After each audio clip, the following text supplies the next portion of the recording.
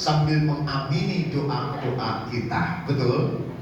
Karena itu senyampang dihadiri para malaikat, saya doakan mudah-mudahan panjenengan semua barokah dan panjang umurnya, sehat semuanya, barokah dan berlimpah rezekinya, solih dan solihah anak cucunya, dan semoga segera lunas hutang-hutangnya. Kok paling panjang banget? Sepertinya bisa ditebak kira-kira. Kayaknya kita senasib. Tapi nggak apa-apa, pepatah modern mengatakan hidup tanpa hutang ibarat malam tak berbintang. Pepatah onti. Ada pepatah baru yang membuat hati bergetar, bukan jatuh hati tetapi jatuh tempo. Bapak Ibu yang kami hormati, tak kenal maka ta'aruf, saya Misbahul Huda, kelahiran Tangerang, Magetan, Ibtidaiyah Sanawiyah di Tangerang. Lajeng sekarang juga masih ketua 2 MPP PSM Tangerang. Dari situ saya melanjutkan kuliah di Teknik Elektro Gajah Mada. Selama 2 tahun saya jadi santri di pesantren Budi Mulia, yang pimpinannya Pak Amin Rais, kemudian sekretarisnya Pak Matik Pratiknya almarhum, kemudian guru saya Pak Safi'i Ma'arif, Pak Duha Latif, Profesor Yunahar Ilyas, dan kiainya Pak Suprapto Ibnu Juraimi. 2 tahun tinggal di pondok itu. Setelah itu saya lama berkarir di grup Jawa Pos Pak Dahlan Iskan selama hampir 26 tahun. Jabatan terakhir saya adalah Direktur Utama Temprina, Dirut Adi Prima Pabrik Kertas, Dirut Power Plant, Dirut JP Book, dan pernah Rektor Universitas Al-Falah Surabaya. Tapi itu masa lalu, sekarang sudah pensiun semuanya. Jabatan terakhir saya sekarang adalah Ketua RT. Meskipun punya sedikit bisnis properti. RT saya kecil tapi keren Bapak Ibu. Kenapa? Bertabur bintang. Ada polisi jenderal bintang 2 aktif jadi Kapolda. Ada marinir jenderal bintang 3 masih aktif jadi Wakasal. Panjenengan bisa bayangkan kalau sebuah RT warganya saja jenderal bintang 3, kira-kira Pak RT-nya bintang berapa?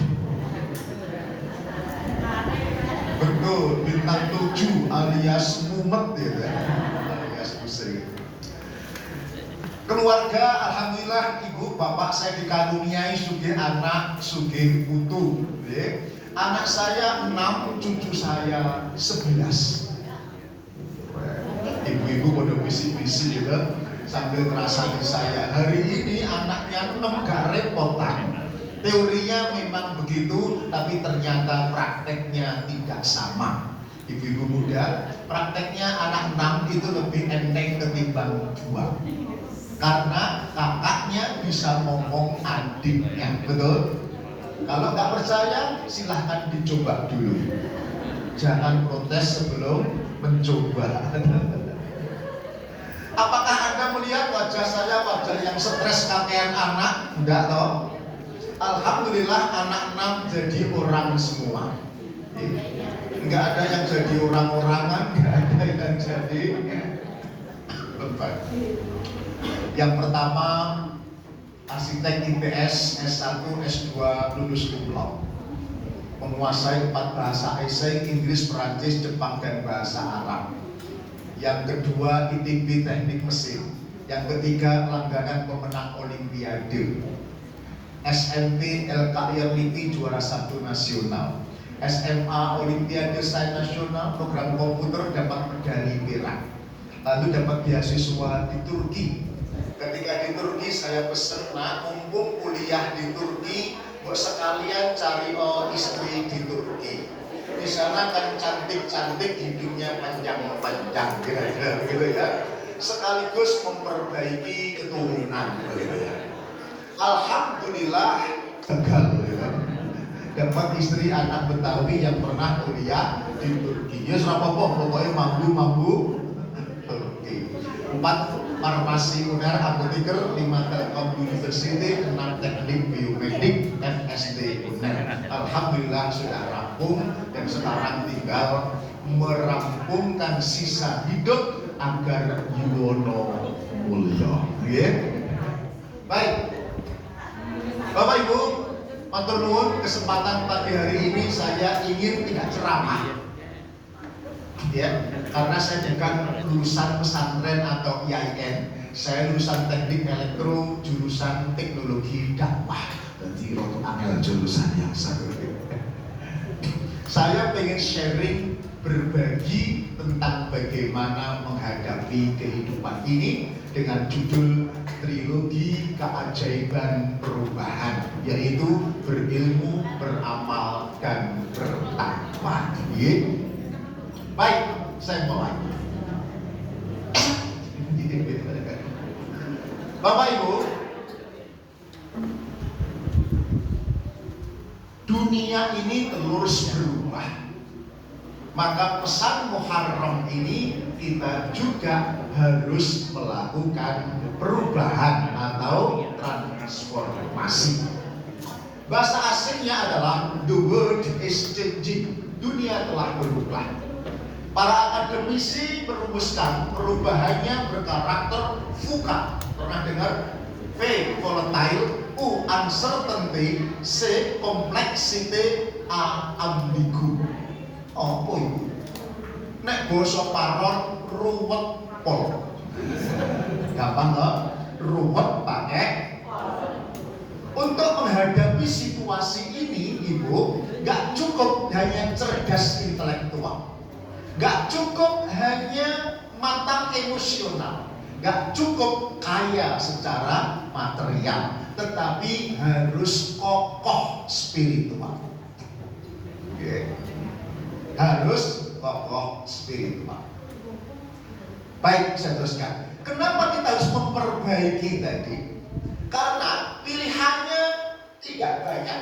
Kita ikut berubah atau punah. Kita ikut bertransformasi atau mati. Oke. Kita mestinya belajar dari Nokia. Pernah dengar Nokia? 10 tahun yang lalu pasti kita pernah pegang gadget merek Nokia, betul? Siapa yang sekarang masih pegang merek Nokia, tolong angkat tangan. Ada? Rusak. Kalau ada, seangkatan ibu saya pasti. Nokia 10 tahun yang lalu market share-nya menguasai dunia, betul? Hari ini habis-habis tak bersisa. Ketika perusahaannya di take over oleh Microsoft, dengan mata berkaca-kaca, Nokia atau CEO-nya menyampaikan sambutan terakhir. Saya tidak merasa bersalah di dalam memimpin perusahaan ini. Satu-satunya kalau disalahkan adalah kami terlambat melakukan perubahan. Terlambat beradaptasi, resikonya mati, bukan hanya rugi. Terlambat berubah bisa punah. Apa muslim demikian? Bisa jadi. Ya, Yun Sewu, PKI gaya baru sudah mulai berubah, berani, dan semakin kurang ajar, betul? Kalau umat ini terlambat berbenah diri, bukan tidak mungkin, ya, kasus 4865 menimpa umat Islam semuanya, betul kan? Oleh karena itu saya ingat puisi Dr. Sir Muhammad Iqbal, berhenti tak ada tempat di zaman ini, sikap lamban berarti mati. Mereka yang menunggu sejenak sekalipun pasti tergilas. Mereka yang bergerak, mereka lah yang move on, yang akan maju ke muka. Akhir Muharram ini saya ingatkan perintah Allah, innallaha la yughayyiru ma biqaumin hatta yughayyiru ma bi anfusihim. Allah tidak merubah nasib suatu kaum sebelum kaum itu berubah, ya, merubah diri mereka sendiri. Ibu, sekali lagi ada trilogi perubahan keajaiban. Pertama tentang ilmu. Ibu, Rasulullah bersabda, kalau mau yuwono mulio dunia akhirat, ya, resepnya ilmu. Man arada dunia fa'alaihi bil ilmi, wa man arada al-akhirah fa'alaihi bil ilmi, wa man arada huma fa'alaihi bil ilmi. Barang siapa yang ingin sukses mulia dunia, capailah dengan ilmu. Siapa yang ingin sukses akhirat, capailah dengan ilmu. Barang siapa yang ingin sukses dua-duanya, gapailah dengan apa? Ilmu. Ibu, karena pengennya mulia kehidupan, maka ilmunya ilmu kehidupan, bukan ilmu mencari penghidupan. Bisa merasakan bedanya? Belum? Ilmu yang diperintahkan Rasul ini ilmu tentang kehidupan, bukan hanya ilmu mencari penghidupan. Bisa? Ilmu mencari penghidupan itu konotasinya ilmu sekolah, kuliah, golek duit tok. Tetapi pengalaman kehidupan tidak diberikan. Apa beda? Beda banget. Kenapa saya tegaskan? Hadis ini di-downgrade, direndahkan. Seolah-olah kalau anak-anak kita ke sekolah, kuliah, kerja, nikah, ya, sudah selesai mencari ilmu. Ya, padahal menurut saya bukan tidak perlu, tetapi belum cukup. Kenapa belum cukup? Faktanya banyak sarjana yang lulus cum laude di kampus akademik, tetapi ternyata gagal total menghadapi cobaan ujian di kampus kehidupan. Contoh, Bapak Ibu, yang ketangkep polisi karena korupsi itu orangnya pinter atau pinter sekali? Orangnya kaya apa kaya pol? Mengapa kok masih korupsi? Kurang nopo? Kurang ajar. Kurang ajar dan kurang matang spiritual. Abdullah Gehamarwa, Komite Etik KPK mencatat sejak tahun 2004 sampai sekarang ada 1.353 pejabat ketangkep KPK karena korupsi. 86% adalah sarjana, S1, S2, S3, dan guru besar. Terbesar dari mereka adalah S2. Jadi, ya, kalau hanya lulus di kampus akademik, tidak dilambari dengan kematangan spiritual, maka kampus-kampus kita hanya akan melahirkan koruptor. Oke? Itulah maka di dunia pesantren gak cukup kuliah, karena ngilmu oleh kanthi laku. Betul? Ngilmu, bukan ilmu ya, ngilmu oleh kanthi laku.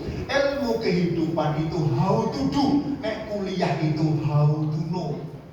Di kampus akademik belajar tentang, ya, kalau ilmu kehidupan pesantren ngaji seperti ini belajar tentang, belajar menjadi, ya, menjadi lebih bertakwa, menjadi lebih mulia, menjadi lebih bermanfaat. Betul ya? Oke. Pramila, hadis yang menyebut thalabul ilmi fardhun ala kulli muslimin wa muslimatin. Thalaba itu kalau di sekolah dan di pesantren diartikan menapa jenengan? Thalaba. Thalabul ilmi apa? Menuntut, mencari ilmu. Ada lagi? Menuntut, ya. Pak Noh tidak setuju thalaba itu menuntut. Kenapa? Karena terjemah menuntut, maka dunia pendidikan tuntut menuntut. Nggak bayar SPP, dituntut, nggak bisa ujian. Ada anak dipukul gurunya, bapaknya polisi, gurunya masuk penjara. Ada begitu? terjemahkan tolaba itu meluru. You know meluru? Ini gak wong desa gak perlu. Meluru itu bahasa Indonesia itu. Golek-golek di bahasa Jawa, bahasa Indonesia nih. Gresek. Meluru menika gitu. Meluru itu nek di pesantren pulang dari masjid subuh gitu, lewat kebun-kebun Pak Yai itu ya, nyari buah-buah yang jatuh gitu, manggis, sawo manilo, mangga gitu, meluru. Ada 3 rukun mencari ilmu kehidupan. Nah, apa itu? 1, ada pohon yang sudah tua, berbuah, buahnya sudah masak dan ikhlas menjatuhkan buahnya ke bawah. Ada guru yang sudah matang ilmunya dan ikhlas menurunkan ilmunya kepada santri, kepada mente, kepada murid. Yang kedua, ada buah, ada kebaikan, virus kebaikan yang ditularkan. Yang ketiga, ada santri yang meluru menika tawadhu. Kenapa? Nek meluru itu mesti membungkuk. Bungkuk itu maknanya tawadhu. Nek orang ceblok diogro-ogro, iku jenenge mboten luru, separuh nyolong Spanyol. Artinya apa? Kalau sukses kehidupan dalam kitab Taklimul Muta'alim, murid itu harus tawadhu. Gak baperan, gak ngamukan, gak jugetan, gak uring-uringan, gak marahan. Betul? Karena ilmu tentang kehidupan bukan penghidupan. Ibu bisa bedakan nanti. Tetap ya. Banyak orang tua yang mengantarkan anak-anaknya hanya ilmu tentang penghidupan. Sekolah terbaik sampai kuliah, sarjana, wisana, ITS elektro ataupun UGM. Setelah lulus, ya anaknya didorong disuruh melamar, kemudian bapaknya juga pejabat, dititip-titipkan anaknya ke kolega bapak-bapaknya, anakku nganggur, sarjana elektro, tolong kalau pekerjaan gitu. Ada yang begitu? Ada atau banyak? Banyak atau banyak sekali? Ini orang tua yang menyiapkan anaknya hanya ilmu penghidupan. Contoh ilmu kehidupan adalah satu contoh bapak saya.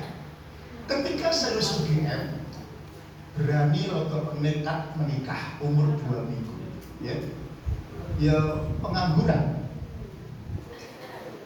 Sebulan menikah, baru bulan madu, baru nanti ngomong gitu ya. Saya dipanggil, lalu diusir oleh bapak saya. Kamu sudah sarjana, sudah punya istri, punya keluarga, punya kewajiban, sekarang pergi dari rumah. Untuk toleh. Kemana berarti sakarepmu? Jangan. Ya, kamu sudah dewasa, sudah punya tanggung jawab. Pergi dari rumah. Tak samoni. Entek yang ngabari tak kirim begitu. Disamoni 1 saya ketahui dulu. Tahun 88 saya pergi dari rumah ke Surabaya dengan janji tidak akan minta uang lagi dan tidak ada pulang sebelum saya berhasil. Itu ilmu tentang kehidupan. Kowe buntang panting sak ngarepmu harus kamu hadapi kehidupan yang sulit ini. Apa yang terjadi ibu sejak saat itu? Gengsi Buddha, lulus UGM kumlot, mintanya pekerjaan yang mewah, yang gajinya tinggi, hilang sama sekali. Gak ada gengsi, yang penting fardu ain, menafkahi anak, istri, titik. Sales buku, sales ini melaku dari ketintan Wonokromo terkenal Joyoboyo, bendino tak lakoni. Kopong tak rangka rohnya dulu. Orang UGM juga gak tahu bahwa mahasiswa sarjananya itu jadi sales buku. Gak ada. Yang penting saya hidup ya dengan rezeki yang halal. Titik. Bu, yang terjadi apa? Gak ada gengsi. barangkali itulah yang mengantarkan karir saya cepat menjadi prestasi. Ya. Hari ini banyak lowongan, tetapi banyak pengangguran karena banyak anak muda yang makannya bukan nasi, tetapi makan gengsi. Betul? Itu coba nggak ada gengsi, banyak pekerjaan. Gara-gara diusir itu menurut saya pelajaran paling mahal dari abah saya tentang kehidupan. Coba gak diusir, gak akan ketemu panjenengan di alam ini. Sebab kalau gak diusir abah, saya paling jadi ustadz tingkat kecamatan. Mentok-mentoknya mudin lah kira-kira. Itu pelajaran tentang kita, Bapak Ibu. Pelajaran kehidupan inilah yang akan membekali orang untuk selamat, umurnya mulia. Hakim berpendapat bahwa kalau Yosef ada orang hidup kok ngamuk-ngamuk, marahan, emosian, itu pertanda tambahnya ilmu tidak sepadan dengan beban masalah yang dihadapi. Tadi masalah tambah ruwet, ngopeni anak susah, betul. Cari rezeki sekarang susah, betul. Dodol kowe gak payu-payu, sing tuku gak teko-teko, sing teko gak tuku-tuku. Delok. Betul. Kalau situasi seperti ini kok nggak nambah ilmu kehidupan, dipastikan kata Hakim orang itu ngamukan, marahan, emosian, uring-uringan. Kita panggil orang tua kita berpesan, nak urip sepisan sing bebrayan ojo bodoh gelek ngamukan. Sing saka gelek ngamukan biasane budal disian. Budal teng pundi? Kuburan, betul-betul. Gak percaya? Survei membuktikan laki-laki harapan hidupnya lebih pendek ketimbang wanita. Rata-rata laki-laki Indonesia umur 65 tahun meninggal. Wanita tembus 75 tahun. Gak percaya? Ibu mertua saya di Sewulan, di depan Masjid Basyariah, dari Gapuro Lama, Gapuro Baru, hampir 1 kilometer kanan kiri rondo kabeh. Tapi towek begitu. Kemana suaminya? Berangkat duluan. Kenapa suami kok rata-rata mati duluan? Satu, karena rata-rata suami emosian, ngamuan, betul, marahan. Yang kedua, rata-rata banyak suami terlalu sering diomelin sama istrinya. Makanya cepet mati. Pramila ibu-ibu, kalau ngomel-ngomel jangan dihabiskan hari ini, ya. Kata televisi, to be continue for tomorrow, katanya. Supaya bapak umurnya rada tangga nikah. Satu, ya, itulah pentingnya ilmu kehidupan, bukan hanya mencari penghidupan. Tak cukup membekali anaknya sarjana tanpa dilatih, digembleng dengan how to do. Bagaimana, apa yang harus dikerjakan menghadapi tantangan kehidupan yang seringkali tidak ada mata kuliah di kampus. Gak percaya? Satu contoh saja. Ibu yang SD, SMP, SMA di umum sampai S1, S2 ada di sini? Pernahkah ada mata kuliah hak dan kewajiban suami istri? Ada? S1, S2 ada mata kuliah hak dan kewajiban suami istri, ada enggak? Enggak ada. Ono yo dongane kabeh kabeh kan gitu. Padahal dipakai enggak itu? Dipakai ya. Tapi enggak ada kuliah. Kecuali yang ngaji di pesantren, ya. Ada Fakudul Jen, ada Sukunul Kaunain, kalau enggak ada apa. Semua diajarkan, yang penting-penting malah diajar. Baik, yang kedua Bapak Ibu sekalian, nambah amal supaya Muharram kita lebih mulia dan bermakna. Wabil khusus amal spiritual. Ya. Kalau dalam Muhammadiyah, amal ini menjadi unggulan agar menjadi berkemajuan. Betul? Mengapa amal-amal sosial? Lalu, survei membuktikan mengapa umat ini gak maju-maju. Ya, karena kuat pada sisi ritual tetapi lemah pada aspek spiritual. Jadi ilmu yang amal yang ilmiah, kira-kira begitu. Saya bukan menuduh. Survei dilakukan oleh 2 orang doktor atau profesor dari George Washington University berkebangsaan Pakistan, namanya Hussein Askari dan S. Rahman. Risetnya bertitel How Islamic Are Islamic Countries. Bagaimana pelaksanaan Al-Quran Islam di berbagai belahan dunia. Metodenya sederhana, dari Al-Quran dan Sunnah diambil value nilai Al-Quran yang sempurna. Apa itu? Muslim itu harus jujur, disiplin, amanah, apalagi senyum, menghargai, apalagi antri, Islam itu bersih, Islam itu pokoknya ada 100 kriteria. Lalu dipakai untuk memotret 208 negara. Negara mana yang perilaku sehari-harinya paling cocok dengan Al-Quran, lalu di ranking. Rankingnya namanya An Economic Islamicity Index. Ternyata ranking 1 yang paling cocok malah Selandia Baru. Nomor 2 Luxembourg, Iceland, Denmark, Finland. Indonesia ranking 105. Timur Tengah 80 ke atas, Malaysia 35.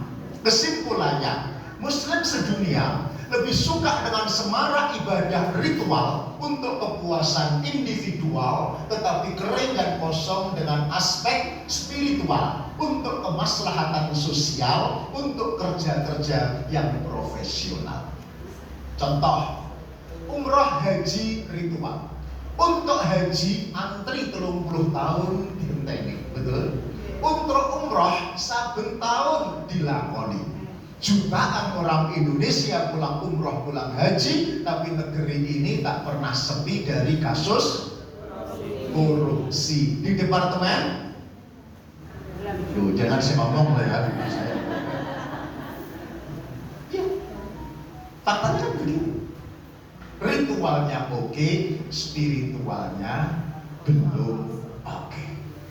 Oleh karena itu tepat kalau kemudian makna berkemajuan di Muhammadiyah itu dimaknai adalah lebih banyak karya-karya keramahan atau kesalehan sosial. Ayatnya Al-Imran 134, alladzina yunfiquna fis-sarra'i wad-dharra wal kadhimina al-ghaidha wal 'afina 'anil nas wallahu yuhibbul muhsinin. Yuwono mulya yang dicintai oleh Allah itu adalah mereka yang selalu memberi, berbagi, berkontribusi secara spiritual.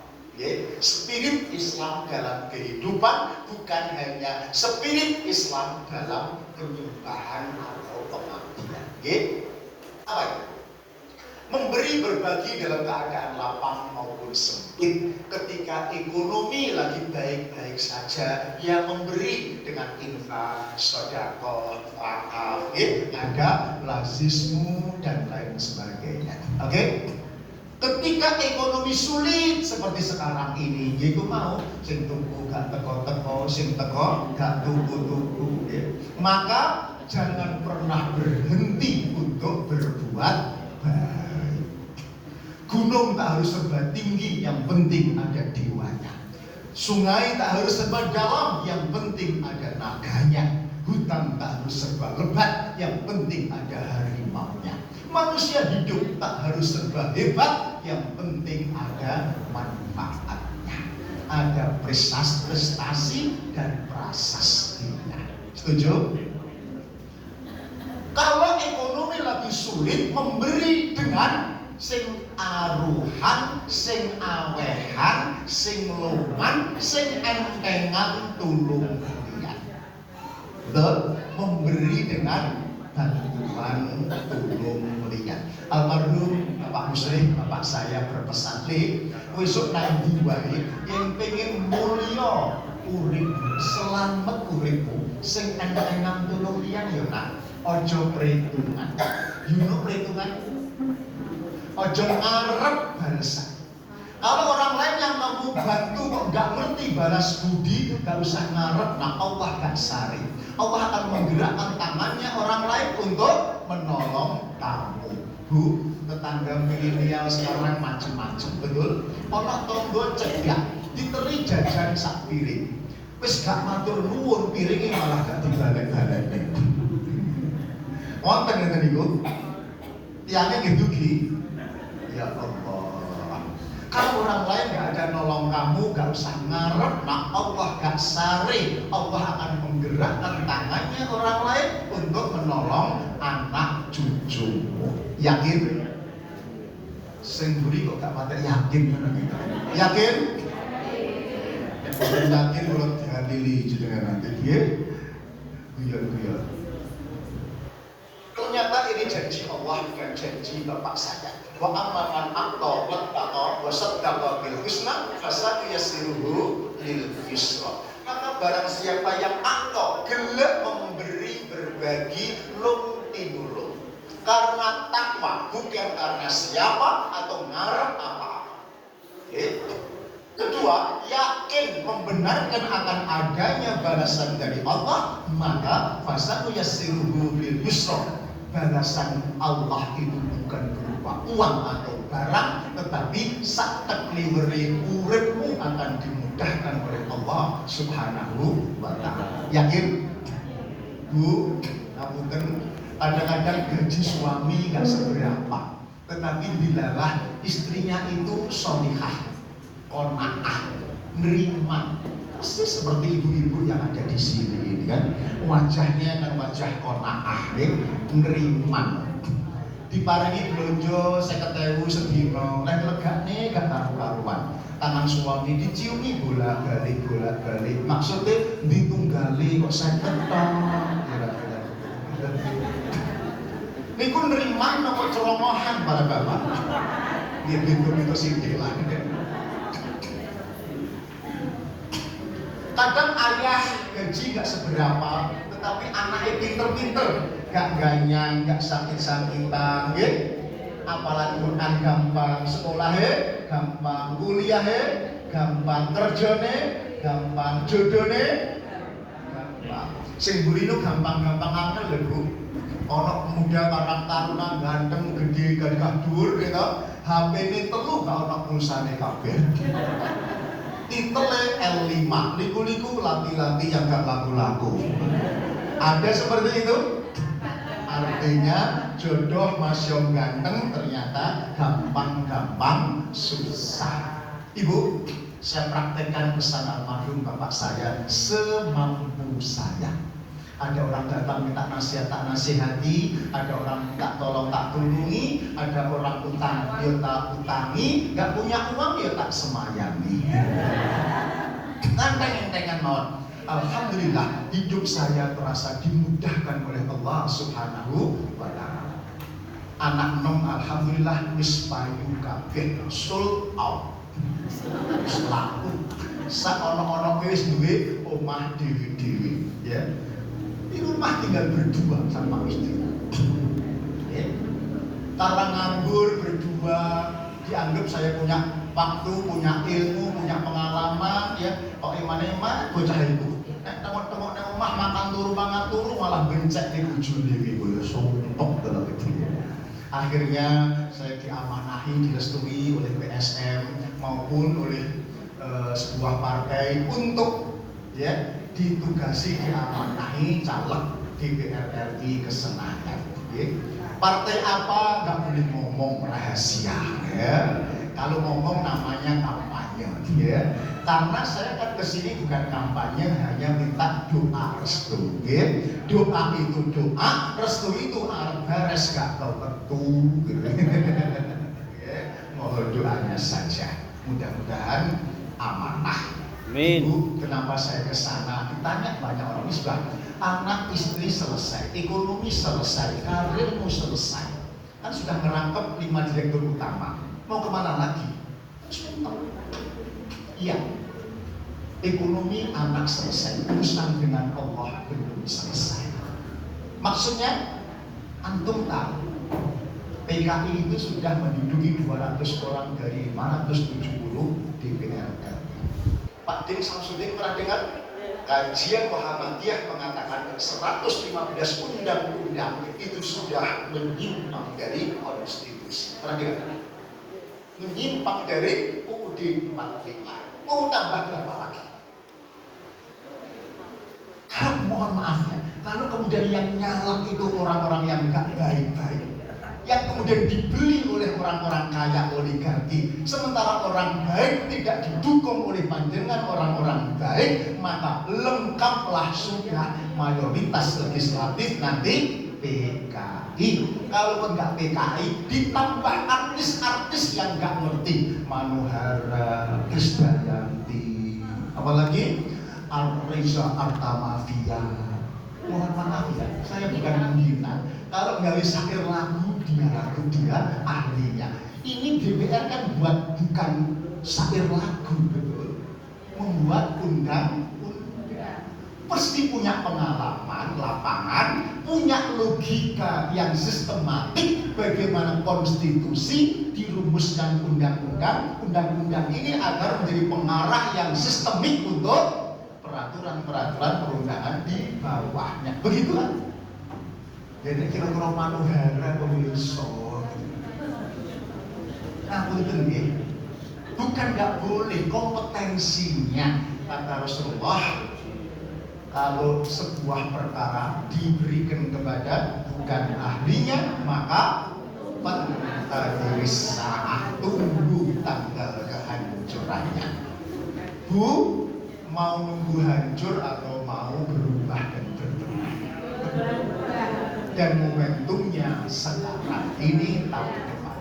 Maka mohon maaf, bukan kampanye, pilihlah the real pemimpin, baik eksekutif atau legislatif. Jangan memilih sekedar politisi. Apa bedanya? Pemimpin itu bicara the next generation, politisi bicara the next election. Bagaimana pemilu tahun depan kursi saya bertahan. Pemimpin the next generation. Contohnya Ibrahim. Ketika dilantik oleh Allah, kami jadikan engkau pemimpin seluruh umat manusia. Al-Baqarah 124. Apa jawab Ibrahim?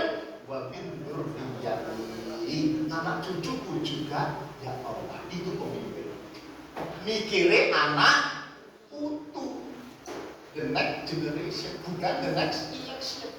Pramila the real leader itu mesti berbicara propos, gagasan besar.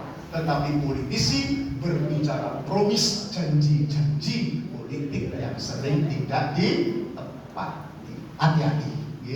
Baik, saya teruskan. Karena itu saya tolong menolong karir saya juga dimudahkan oleh Allah. Umur 31 tahun direktur utama percetakan grup Jawa Pos dan Prima. Umur 41 tahun rangkap 4 direktur utama. Kecepatan 51 tahun pensiun semuanya. Itu pengalaman. Monggo coba kita amalkan. Jadi yang penting adalah amaliyah. Yang terakhir ketiga adalah satu lagi Bapak. Yang ini mohon maaf ya, agak hilang dari kalangan umat. Memberi tidak hanya fisik bantuan pertolongan, tetapi memuji, menghargai, mengapresiasi. Ini juga memberi ya. Minimal ya senyum lah. Ojo wis gak pakai ayu, gak iso guyu ya. Welek kok diborong dhewe. Makane gak payu-payu kadang-kadang. Kentut.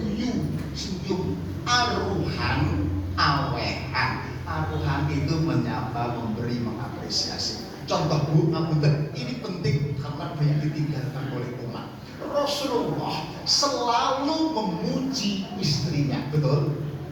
Dengan panggilan ya Umairah, wahai yang pipinya merah delima, betul? Mak-mak milenial sudah mencoba meniru Aisyah, pipinya dimerah-merah dengan blush on, kadang-kadang kemerahan, kadang-kadang karoto pisan. Sedihnya nggak pernah dipuji sama suaminya, kasihan dia dulu.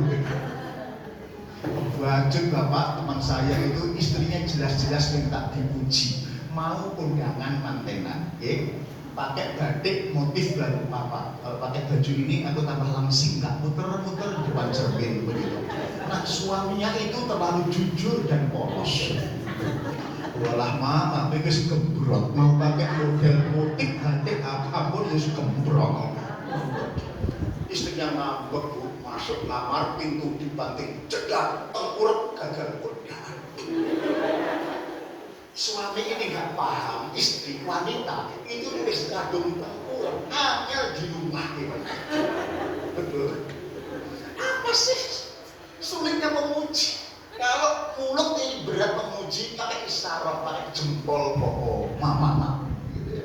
Meskipun hati ini ada aja jadi bodoh ayo.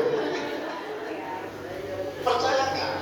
Untuk sikap semudah ini sulit bagi laki-laki yang memang tidak biasa memberi, memuji, mengapresiasi. Bu, anak-anak milenial mintanya dipuji, dihargai.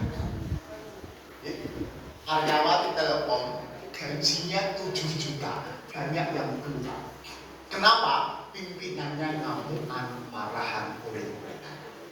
Yang kerasan ternyata sepele, supervisornya pinter memuji, menghargai, mengapresiasi. Jadi kalau panjenengan karyawan tidak ingin kehilangan anak-anak pintar milenial, pandailah memuji anak buah. Kalau panjenengan guru tidak mau kehilangan murid yang pintar, jadilah guru piawai, memuji, menghargai. Kalau Anda orang tua tidak pengen kehilangan anak pintar, anak kandung, jadilah orang tua yang piawai, memuji, menghargai. Itu kan perintah Nabi loh. Saya praktekkan sederhana. Sebagai Pak RT sering diteri, diteri. Paringi. Kalau ada yang akikoh standar mesti diberi sate gulai, betul? Saya puji tidak ingin terima kasih matur nuwun bu. Sate gulainya enak, sate kongko gede empuk bisa. Gulainya kental, mantep, gak bau kambing sama sekali. Tak habiskan bu. Dia notaris menjawab, walah Pak RT pinternya kalau menyenangkan hati tetangganya. Ibu itu kemanapun dia pergi selalu ingat Pak RT.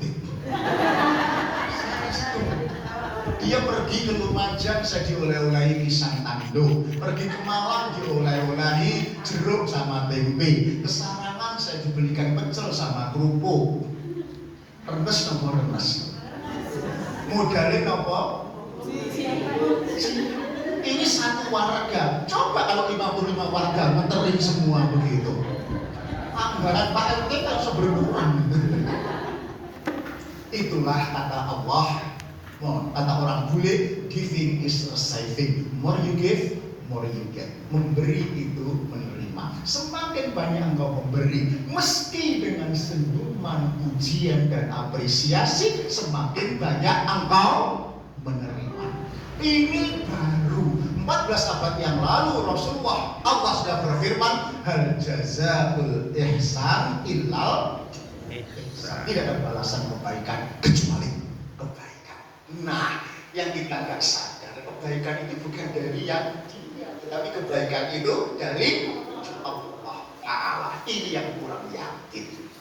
Baik, terakhir tadi sudah bunda, yaitu takwa. Bapak Ibu, level terakhir perjuangan ini adalah takwa. Untuk menjadi takwa, ada sebuah ayat Al-Maidah 35, ya ayyuhalladzina amanu taqullah wabtaghu ilaihil wasilah wajahidu fi sabilihi la'allakum tuflihun. Agar panjenengan memenangkan kehidupan, ya, hidup bermanfaat, mulia, mahal, okay? Satu, wahai orang, bertakwalah kepada Allah. Yang kedua, carilah olehmu jalan pulang. Pulang kemana, Bu? Bukan pulang ke rumah loh ya. Pulang ke surga. Ojo kleru pulang ke neraka. Oke? Pulang ke surga. Karena dulu kita berasal dari, setuju? Yang berikutnya cari jalan pulang itu. Berikutnya adalah bersungguh-sungguhlah di jalan itu. Ya, Ibu, saya lihat para sahabat yang dijamin masuk surga, jalan pulangnya itu khusus, spesifik, keren. Tidak menjadi sahabat yang mediocre. Mediocre itu roto-roto norok buntek opo jari elu-elu blundung semprot. Pokoknya awal-awal paton kelakon. Kelakon tapi waton. Enggak begitu. Sahabat yang masuk surga itu keren, champion, unggul, apalagi ya di bidang yang khusus. Contoh, ada sahabat yang masuk surga karena menjadi pedagang bisnis, tetapi dermawan. Kekayaannya untuk membela dakwah Islam. Siapa dia? Utsman bin Affan. Siapa lagi? Abdurrahman bin Auf. Betul? Ada sahabat yang pintar, misalnya dosen lah, profesor doktor, tapi gak bisa memberi duit. Ya, tapi masuk surga. Siapa dia? Siapa? Ali bin Abi Thalib. Betul? Sampai ada lagu yang memuji dia. Ana madinatul ali wa aliyun babuna. Suara siapa itu? Lagu siapa? Lagu saya gitu loh. Kalau ada ragu-ragu sih. Saya kotanya ilmu, Ali bin Thalib. Ada sahabat jadi pejabat, keren untuk memihak umat Islam dan keadilan. Masuk surga karena jabatannya. Siapa dia? Umar bin Khattab. Yang keempat, Ustaz, itu kan mau pejabat, mau pinter, mau sing dermawan.